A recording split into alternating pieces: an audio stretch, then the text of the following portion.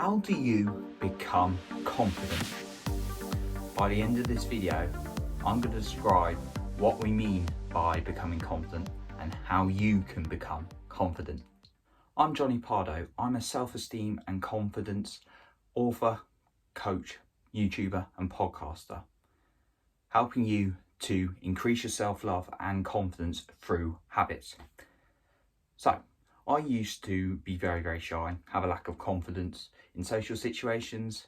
I'd be quieter than most people. I would be in meetings in my workplace in my earlier 20s, and even to say my name, I go bright red. And that's not even to mention at university, just speaking to people on nights out, speaking to girls on nights out, I go really shy. In general, I had a lack of confidence, and as I grew through my 20s, I developed more confidence through little tips and tricks. There are still some issues with self-love and genuine self-esteem that I've worked through and talked to, but through the years I was able to increase my confidence. I'm now in the position where I go into situations and I love them. I love going into social situations. I'm equally as happy on my own as well, and I'm able to put out content like this, not worrying about getting knocked down by anyone, but just being me and focusing on my actions and being confident enough to do so. So I'm going to share with you today what I've learned. First of all, what is confidence? What do I mean by it? So confidence is the belief in yourself to do something. Now, there's either generic confidence across your life or there's specific confidence.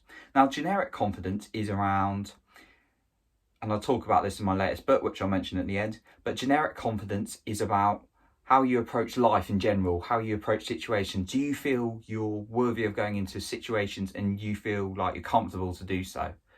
And you may not necessarily be, you may know that you're not going to be an expert in that thing, but you're willing to have a go anyway. Now, specific, so that's generic. Now, specific is about actually doing things, going into certain areas and realizing you don't feel that confident or you're a little bit fearful about it.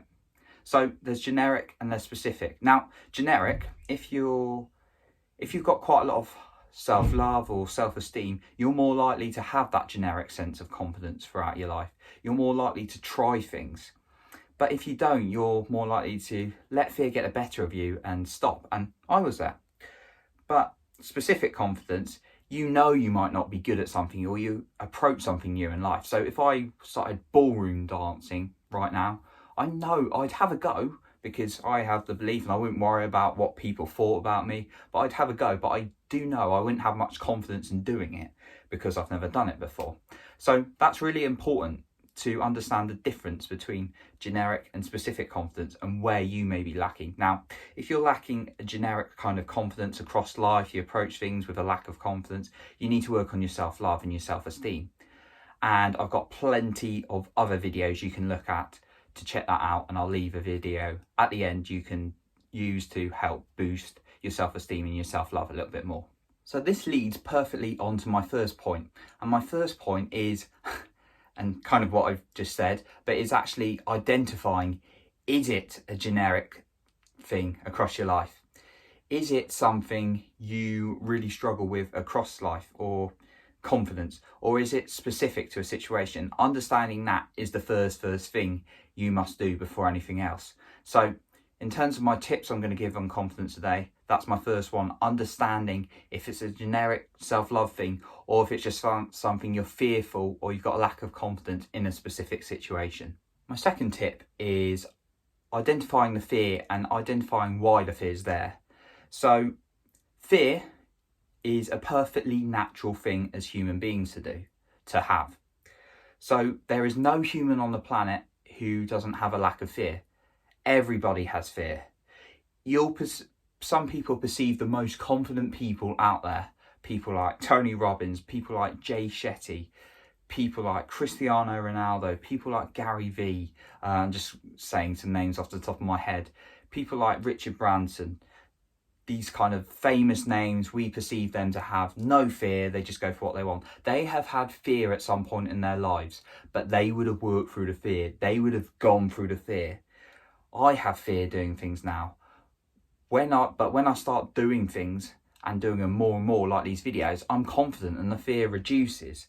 So everyone has fear, but when you're in a starting point, you've got to really understand that you've got fear and understanding why. Why are you fearful? And just sort of journal through that and understand it a little bit more, because progress starts with truth, and that starts with self-awareness. So understanding why you've got a fear can be a really good acknowledgement. Trying to throw away the fear and ignore it, it will only come back at you even worse.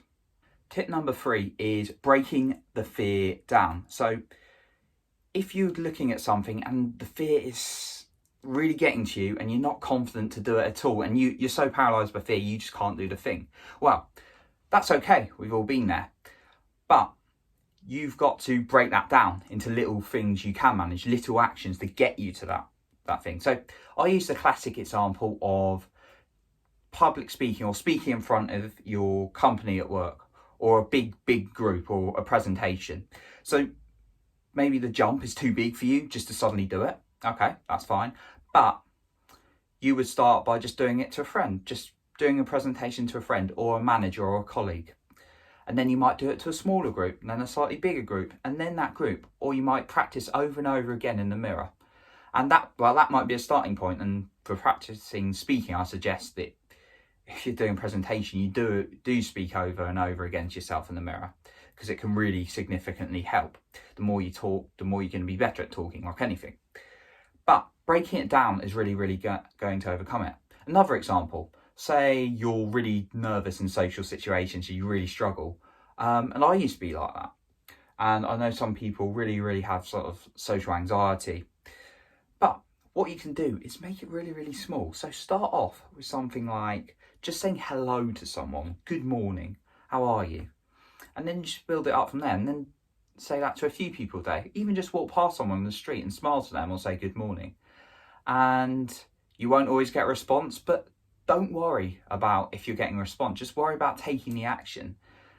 And some people won't even say hello back and just ignore you, but we do that because we're shy and have a lack of confidence. So think about breaking down the fear and thinking about actions you can take. And when you start making progress, you build up momentum, and then your confidence starts building up. So break it down even smaller. Break that fear down to get that confidence. Point number 4 is about repeating and repeating and repeating. It's just like it sounds. The more you do something, the more confident you'll be. So, for example, I'm making these videos. I make podcasts every week. I used to be a little bit nervous when I started doing them. I made all sorts of hiccups. I'd really struggle before I started talking. Now, I still make hiccups now, but I usually allow it on camera because, I'm human. I'm not this perfect thing. And there's no such thing as perfection anyway. But the more you repeat something over and over again, the better you're going to be at it. So if you want to get really confident in something, just keep repeating it. And it doesn't have to be a massive habit. If you want to get really confident at playing a particular sport, play that sport every day. If you want to get good at football, maybe just kick the ball about in your garden, in your flat. Don't break anything for like 5 to 10 minutes. I generally haven't broken anything in my flat when I practice football, but hey, just practice things over and over again, because the more you can do it, the more confident you're going to feel. It's a very simple one, but something we forget. So make the thing a habit and practice it over and over again to become more confident in it.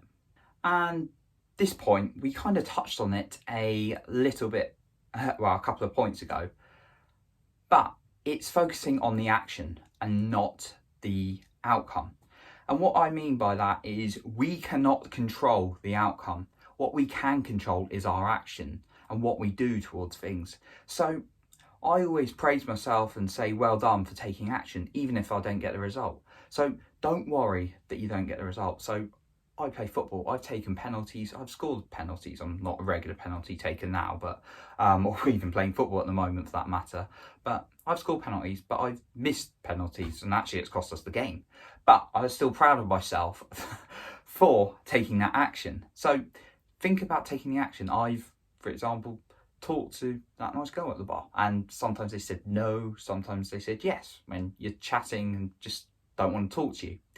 So think about taking the action rather than the outcome, and just have confidence in taking action, because if we start basing our confidence on results and outcomes, when it's going well, great, but when it's not so well. But you can always put effort in and apply actions. So focus your confidence on taking the actions. Now, if you're not getting results and outcomes from taking consistent action, then you need to reevaluate your approach. You need to ask advice from someone else, because a definition of insanity is doing the same thing over and over again and it not working. So focus on taking the action and be proud of yourself for that. And let that be what you base your confidence on. And my final point is praise yourself.